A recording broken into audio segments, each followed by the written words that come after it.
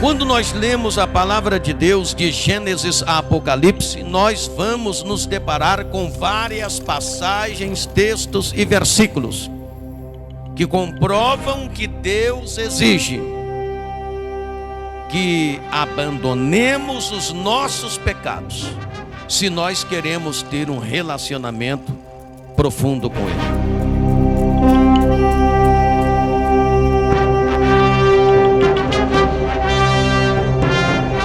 João capítulo 3, versículo 17.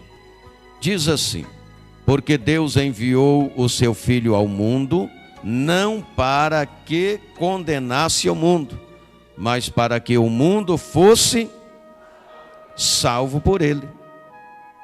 Amém? Só este versículo. Curve a sua cabeça, feche os olhos e ore dizendo assim: meu Deus, eis aqui a palavra do Senhor, que é santa, é fiel, é verdadeira, é poderosa, é inerrante e é infalível e é digna da nossa aceitação. O meu coração está aberto para receber a sua palavra. Amém. Toma o seu assento em nome de Jesus. Desocupem as mãos, batam palmas e glorifiquem a Jesus. Aleluia.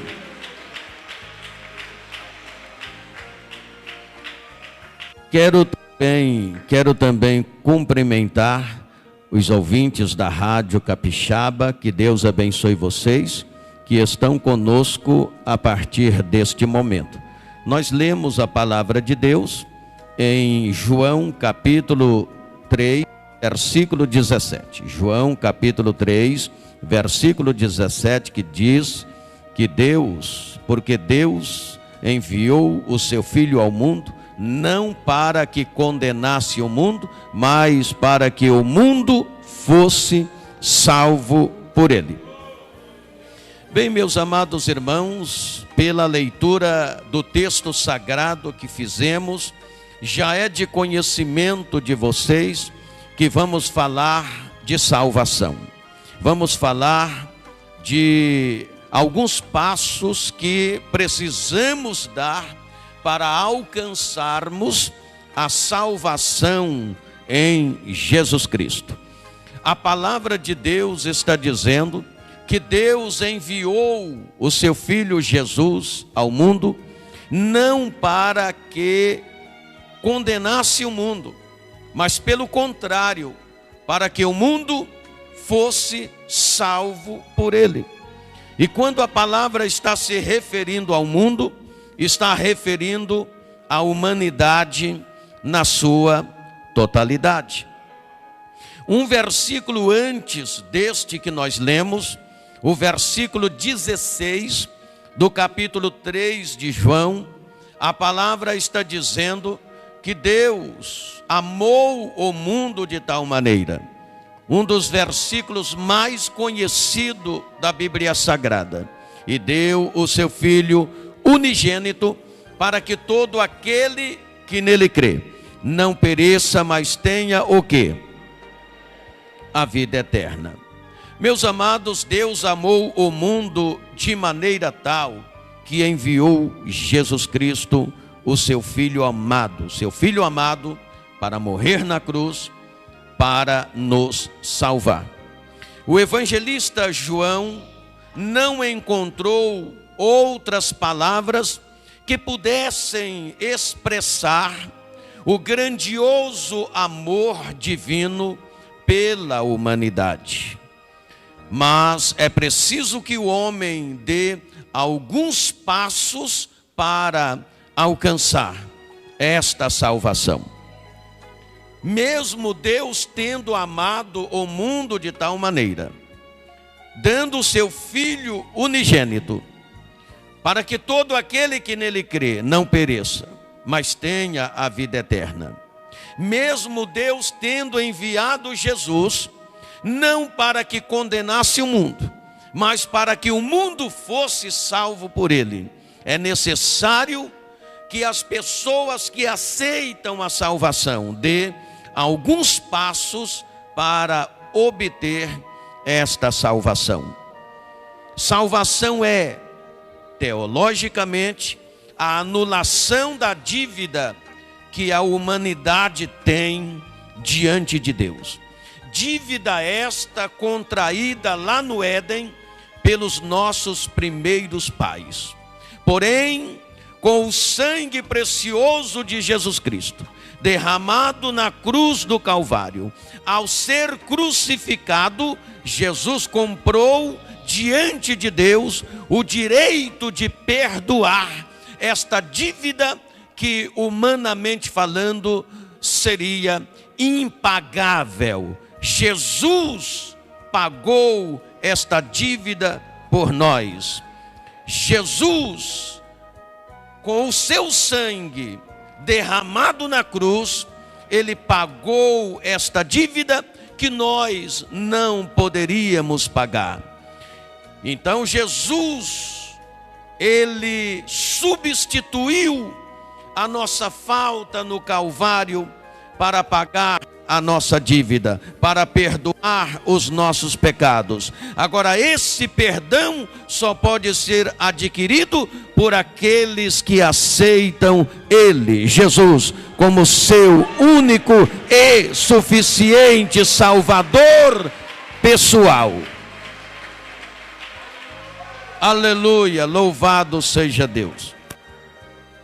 Então, quais são os passos principais para que nós alcancemos esta salvação em Cristo Jesus? O primeiro passo é crer em Deus. Quando nós lemos no primeiro, ou seja, no versículo 16 de 3 de João, a palavra está dizendo que para que todo aquele que nele crê não pereça, mas tenha a vida eterna. Então o versículo de João expressa uma condição para quem deseja ser salvo.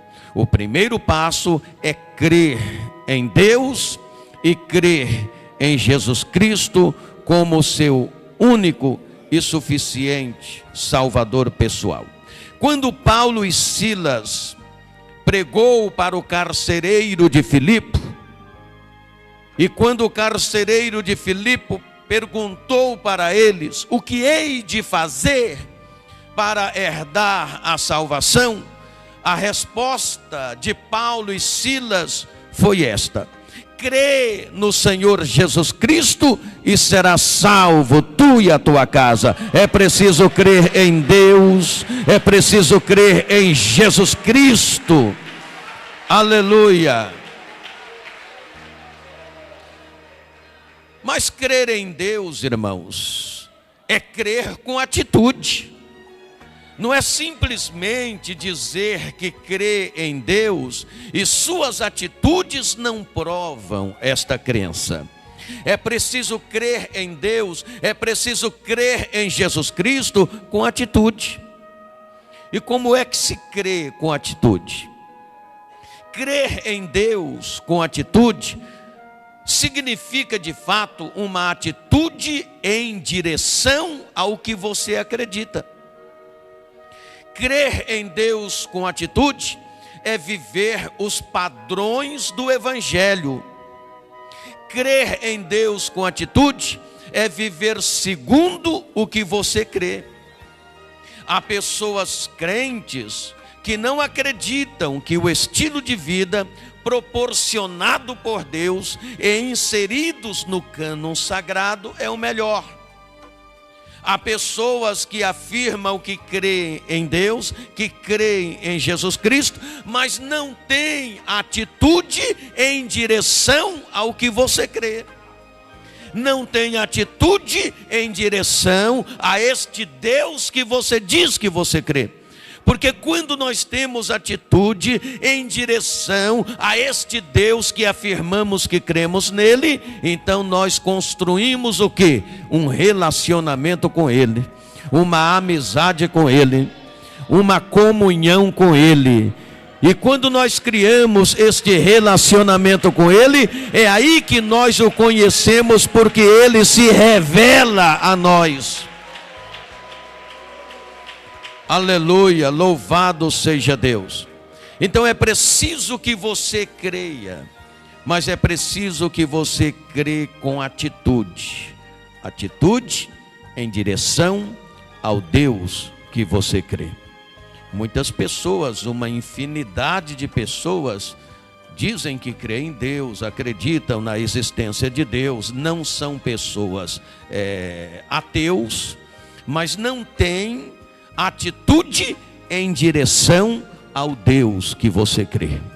Então a palavra está dizendo que Deus enviou o seu Filho Jesus a este mundo, não para que condenasse o mundo, mas para que o mundo fosse salvo por ele. Mas é preciso você crer no Deus que enviou o seu Filho Jesus. É preciso você acreditar com atitude em direção ao Deus que você crê. Então, quando você crê com atitude em direção ao Deus que você acredita, então vem um segundo passo: o reconhecimento de Jesus Cristo, enviado pelo Pai, o reconhecimento de que Ele é o teu Senhor e o teu Salvador. Se Ele é o teu Senhor, Ele é o teu patrão, porque a definição da palavra Senhor é patrão. Então, se Ele é o teu Senhor, se você o reconhece como teu Senhor, como seu patrão e como seu Salvador, então você tem atitude de obediência, de submissão a Ele, porque o patrão falou, você obedece. Ele é o teu Senhor. Aleluia, glórias ao nome dEle. Por que que Ele certa feita disse assim: nem todo o que me diz Senhor, Senhor, entrará no reino dos céus, mas somente aquele que fizer a minha vontade? É porque tem muita gente que crê nele, dizem que crê nele, mas não tem Ele como seu Senhor e Salvador. Ou se afirma que Ele é Senhor e Salvador, mas não é submisso à sua palavra, não é submisso aos seus ensinos, não é submisso à sua autoridade. Então ele diz: nem todo o que me diz Senhor, Senhor, entrará no céu, porque não é submisso à minha autoridade. Quando nós reconhecemos Ele como nosso Senhor e como nosso Salvador, então nós temos a atitude de nos submetermos à autoridade dEle. Em Romanos 10, 13, a palavra diz: porque todo aquele que invocar o nome do Senhor será salvo. Mas quando está dizendo neste texto, todo aquele que invocar o nome do Senhor será salvo, está falando num sentido de obediência, num sentido de submissão à autoridade dEle, à palavra dEle, aos ensinos dEle, à direção dEle. Glória, louvado seja Deus. O outro passo importante para alcançar a salvação é confessar Jesus publicamente. É confessar Ele publicamente. Porque veja bem, crer em Deus, crer em Jesus Cristo. Segundo, reconhecer Jesus como seu Senhor, como seu patrão, como seu Salvador. se submetendo à sua autoridade, à sua direção, ao seu ensino. E terceiro, confessá-lo publicamente. Por que a palavra, o próprio Jesus disse que, primeiro ele comissionando os discípulos, ele disse: ide por todo o mundo, pregai o evangelho a toda criatura, quem crer e for batizado será o quê? Salvo. O batismo significa uma confissão pública da sua fé. Quando você se submete ao batismo nas águas, você está tornando pública a sua fé. É uma confissão pública da sua fé. Então é necessário confessá-lo publicamente. O mundo tem que saber que Jesus é o teu Senhor, que Jesus é o teu Salvador, que você é discípulo dele, que você é servo dele, que você o aceitou como seu Salvador.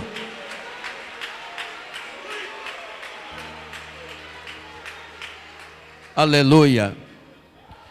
É por isso que Jesus disse assim, lá no Evangelho escrito por Mateus: aquele que me confessar diante dos homens, eu o confessarei diante de meu Pai. Mas aquele que me negar diante dos homens, eu o negarei diante do meu Pai. Pessoas que não têm coragem de confessar a sua fé publicamente, crentes que não têm coragem de confessar a sua fé publicamente por timidez ou com medo de represália, com medo de preconceitos, não está preparado para ser um cristão autêntico. É preciso que confessemos ele publicamente. Eu quero que o mundo saiba que Jesus me salvou e que ele pode salvar o mundo. Ele pode salvar qualquer que se prostrar diante dele, reconhecendo-o como seu Senhor e Salvador. Aleluia.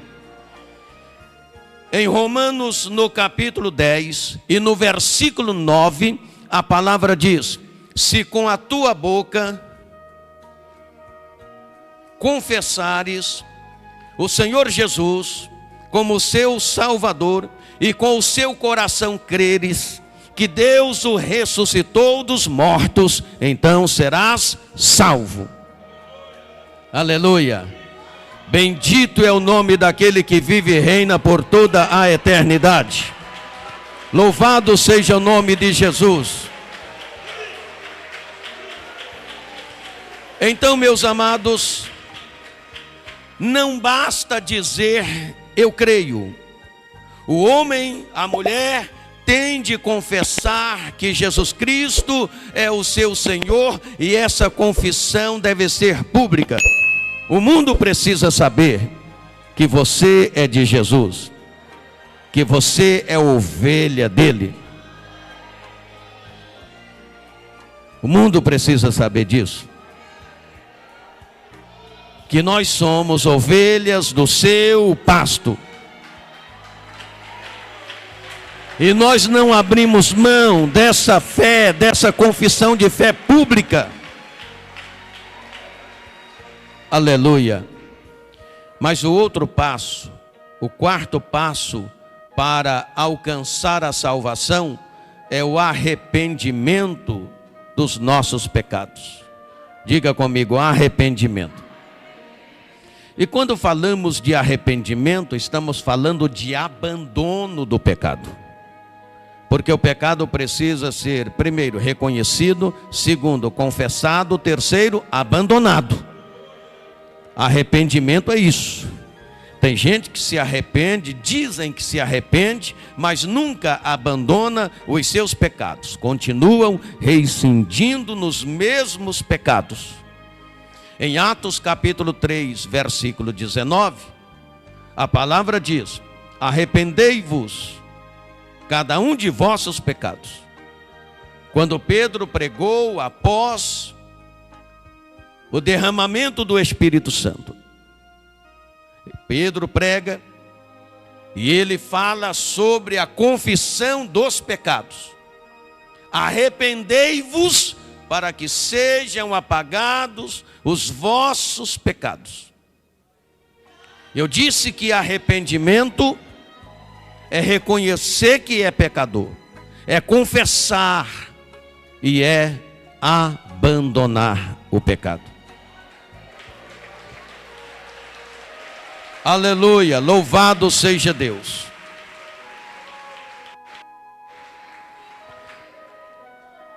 Quando nós lemos a palavra de Deus de Gênesis a Apocalipse, nós vamos nos deparar com várias passagens, textos e versículos que comprovam que Deus exige que abandonemos os nossos pecados, se nós queremos ter um relacionamento profundo com Ele. O escritor do Salmo 51, no versículo 2, ele diz o seguinte: lava-me completamente da minha iniquidade e purifica-me do meu pecado. Quando o Davi reconheceu que havia pecado contra Deus, o próprio Davi, homem segundo o coração de Deus, que fracassou, e ele precisava, como qualquer um de nós, reconhecer o pecado, confessar e abandonar. Ele reconhece o seu pecado, ele confessa e ele está disposto a abandonar. Ele diz: lava-me completamente da minha iniquidade e purifica-me do meu pecado. Porque ele sabe que Deus vai exigir que ele abandone, que ele reconheça, que ele confesse e abandone o seu pecado. O escritor dos Salmos 119, no versículo de número 9, está dizendo: como purificará o mancebo o seu caminho? Como purificará o mancebo o seu caminho? Aí ele traz a resposta: observando-o conforme a palavra do Senhor. Quando nós observamos a palavra de Deus, nós entendemos que é necessário reconhecer o pecado, confessar o pecado e abandonar o pecado. No livro do profeta Isaías, capítulo 1, versículo 6, a palavra está dizendo: lavai-vos, purificai-vos, tirai a maldade de vossos atos, de diante dos olhos do Senhor, cessai de fazer o mal. Quando nós nos aproximamos de Deus, para obter em Deus a salvação, esta palavra tem que soar forte em nossos corações. Lavai-vos, purificai-vos, tirai a maldade de vossos olhos, tirai a maldade dos vossos atos, de diante dos olhos, cessai de fazer o mal. Deus exige isto, Ele exige. Aí nós lemos em 2 Timóteo, capítulo 2, versículo 21, diz assim: de sorte que, se alguém se purificar destas coisas, será vaso para a honra, santificado e idôneo para uso do Senhor e preparado para toda boa obra. Se alguém se purificar destas coisas, de que? Do pecado, da imoralidade. Se alguém se purificar destas coisas. Tiago capítulo 4, versículo 8. Chegai-vos a Deus, e Ele se chegará a vós. Alimpai as mãos, pecadores, e vós, de duplo ânimo, purificai os corações. E como é que nós alcançamos esta purificação, esta santidade, esta lavagem, nos purificando de todo pecado? Através da palavra. Jesus falou assim: vós sois limpos pela palavra que eu vos tenho pregado. E aí, quando a gente lembra de Hebreus capítulo 10, versículo 22, a palavra diz que nós devemos ter um coração purificado da má consciência. e o corpo lavado com água limpa. Esta água limpa é a palavra, é o evangelho genuíno de Jesus Cristo, que nos lava, nos purifica de todo pecado. 1 João capítulo 3, versículo 3. A palavra diz: e qualquer que nele tem esta esperança, purifica-se a si mesmo, assim também como ele é puro. Então, cristianismo é relacionamento com Deus. Relacionamento com Deus é proximidade de Deus. Nós estamos com Ele, Ele está conosco. Nós temos comunhão com Ele. Então, é preciso se purificar de todo o pecado, porque Ele é puro. Ele é puro. Ele é puro. Então, queridos irmãos, esse é um passo importantíssimo para obter a salvação: o arrependimento de seus pecados, reconhecer,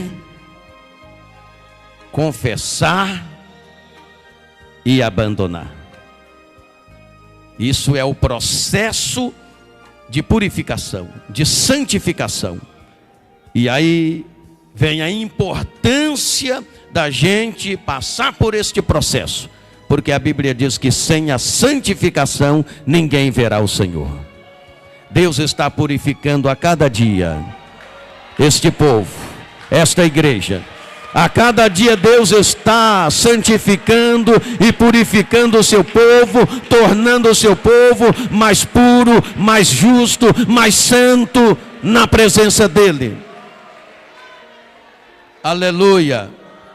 Pode ter certeza que hoje você que está na presença de Deus, que está vivendo o mais puro cristianismo bíblico, hoje o Senhor está tornando você mais puro, mais santo, porque isso é um processo. Por isso a Bíblia diz assim: aperfeiçoando a santificação no temor do Senhor.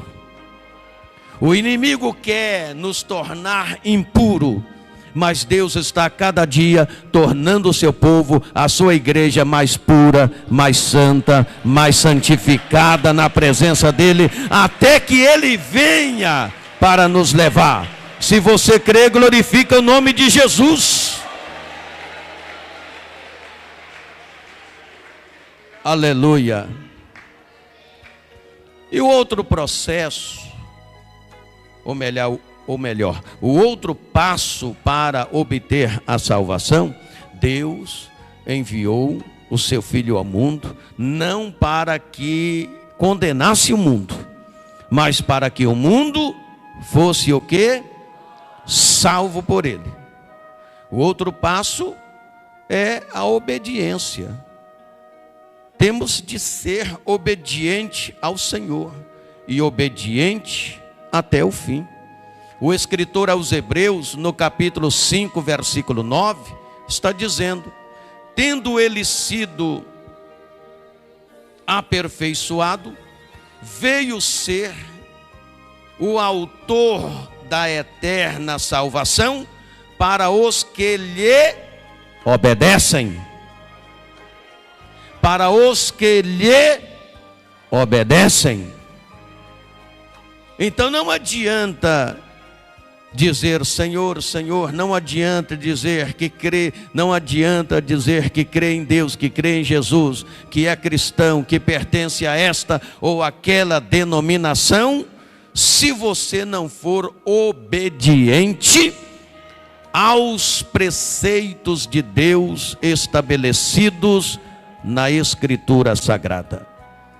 Estou citando para você Hebreus capítulo 5, versículo 9, a palavra dizendo que, tendo ele sido aperfeiçoado, veio ser o autor da eterna salvação para os que lhe obedecem.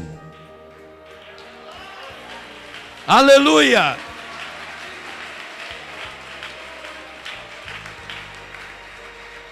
Então, meus irmãos, para obter a salvação, é preciso obedecer a Deus e ser fiel até o fim. E ser fiel até o fim. Jesus Cristo veio. A palavra está dizendo, porque Deus enviou o seu Filho, não para que condenasse o mundo, mas para que o mundo fosse salvo por ele. Deus enviou Jesus, e Jesus nasceu. Nós estamos vivendo dias que antecedem o Natal de Jesus. Estamos vivendo dias que antecedem a comemoração do nascimento de Jesus. Mas infelizmente grande parte da humanidade ainda não descobriu o verdadeiro significado do Natal. Infelizmente até muitos cristãos ainda não sabem o verdadeiro significado do Natal. Quando Jesus nasceu, sendo enviado de Deus, não para que condenasse o mundo, mas para que o mundo fosse salvo por ele. Jesus nasceu em Belém da Judeia. E ele nasceu para libertar os que estavam perdidos. Ele nasceu para libertar os cativos do diabo. Ele nasceu para mudar o curso da história deste mundo. Ele nasceu para devolver ao homem a sua verdadeira identidade. Ele nasceu também para devolver ao homem a autoridade que o homem havia perdido. Ele nasceu para resgatar da maldição do pecado aqueles que estavam debaixo da maldição do pecado. Ele nasceu para isso. E muitas pessoas, quando comemoram o nascimento de Jesus, não procuram observar o verdadeiro significado do Natal de Jesus. A maioria das pessoas só se lembram de celebrar, de comer e beber, de se alegrar e farriar. Mas não está na pauta delas o verdadeiro significado do nascimento de Jesus. Eu estou dizendo que ele nasceu para salvar a humanidade. Ele nasceu para libertar os cativos do pecado. Ele nasceu para mudar o curso da história deste mundo. Ele nasceu para devolver ao homem a sua verdadeira identidade. Ele nasceu para devolver ao homem a sua autoridade perdida. Ele nasceu para resgatar da maldição do pecado aqueles que estavam presos e algemados em seus pecados e delitos.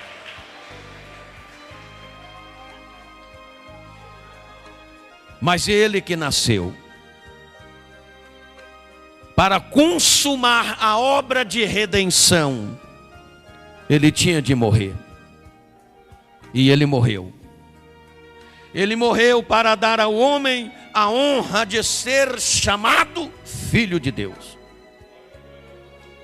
Ele morreu para devolver ao homem tudo aquilo que o homem não tinha direito a partir do pecado.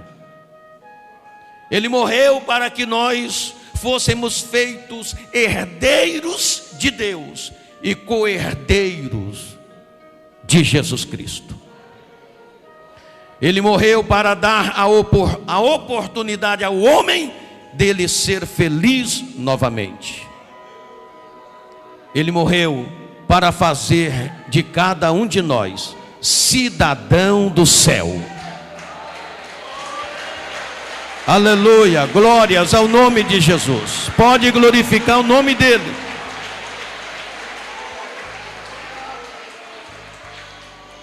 Mas ele que nasceu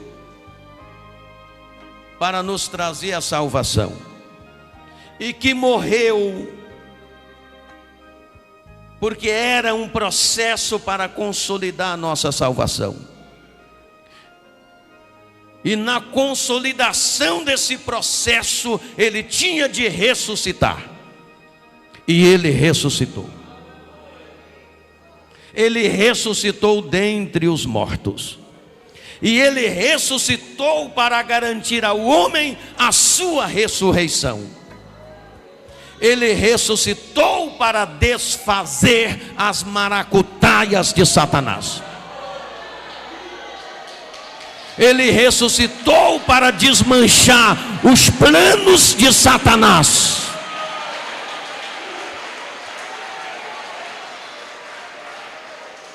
Aleluia, louvado seja Deus.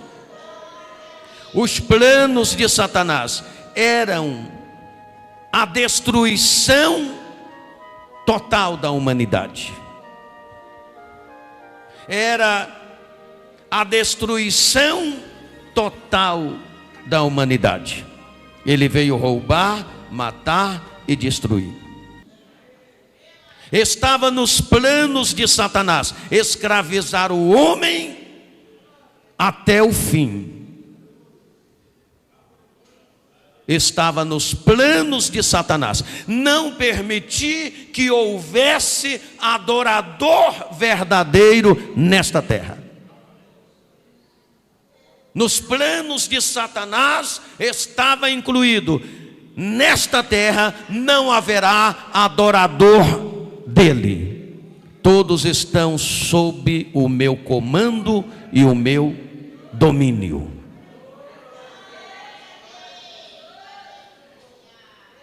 Deus enviou Jesus Cristo não para que o mundo fosse condenado, mas para que o mundo fosse salvo por ele. Então ele nasceu, ele morreu, ele ressuscitou para trazer de volta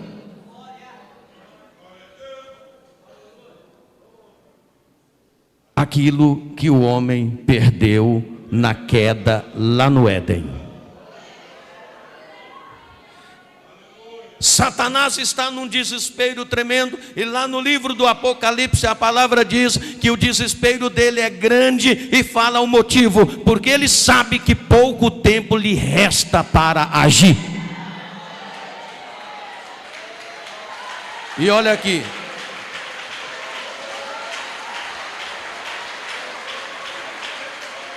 olha aqui, para complicar mais ainda a situação de Satanás e seus demônios, por mais que ele tenha lutado contra a igreja de Jesus Cristo nesta terra continua crescendo, o número de salvos continua crescendo, o número de adoradores a Deus continua crescendo, o número de reconciliação continua crescendo, a palavra continua sendo pregada e o povo continua sendo salvo por Jesus.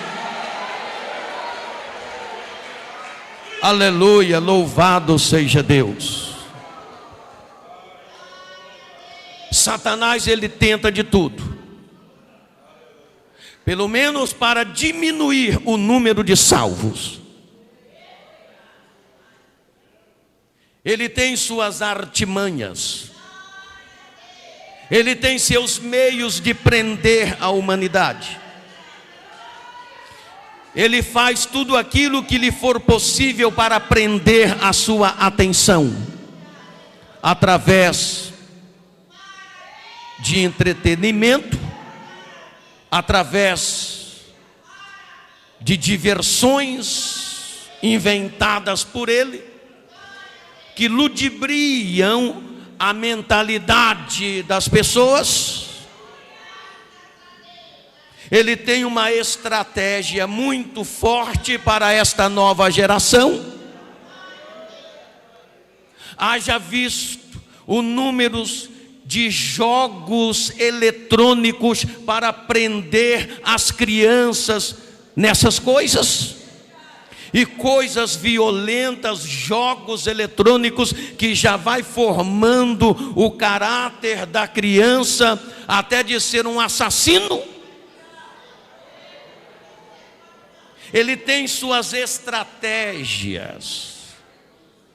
Ele está fazendo aquilo que lhe é possível para prender a sua atenção, através de divertimentos, entretenimentos e etc.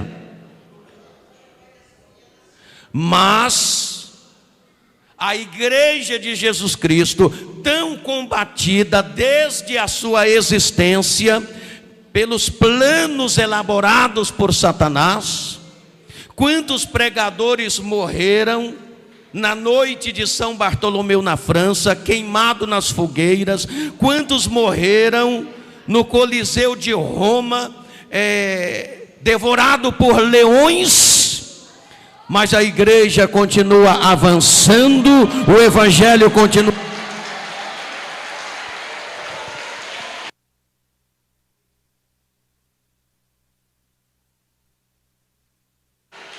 Glória a Deus. O evangelho continua sendo pregado e almas continuam sendo salvas. Daí o desespero de Satanás. Porque Deus enviou o seu Filho a este mundo, não para que o mundo fosse condenado por ele, mas para a salvação. Ele não veio para condenar, ele veio para salvar. Ele veio para salvar, ele veio para salvar, ele veio para salvar. Aleluia. Portanto, meus irmãos, Jesus é o caminho, Jesus é a verdade, Jesus é a vida. A prova do grande amor de Deus pela humanidade. E Ele está pronto para perdoar o pecador. Porém, para alcançar a salvação, é preciso reconhecê-lo como seu único e suficiente Salvador. É preciso confessá-lo publicamente. É preciso se arrepender dos seus pecados. É preciso ser obediente a Ele. Que Deus lhe abençoe. Que Deus lhe dê a graça de ser submisso aos ensinos de Jesus. Que Deus te abençoe. Curve a sua cabeça, feche os olhos e ore dizendo assim: meu Deus, obrigado por esta palavra.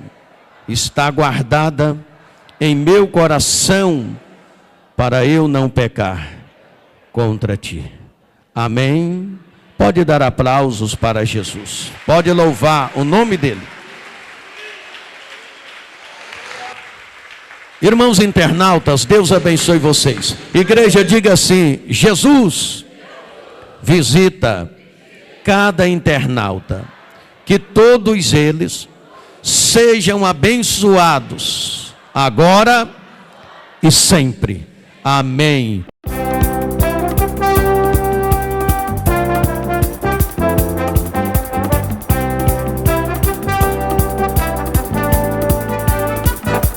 Pense Gospel, anunciando Jesus.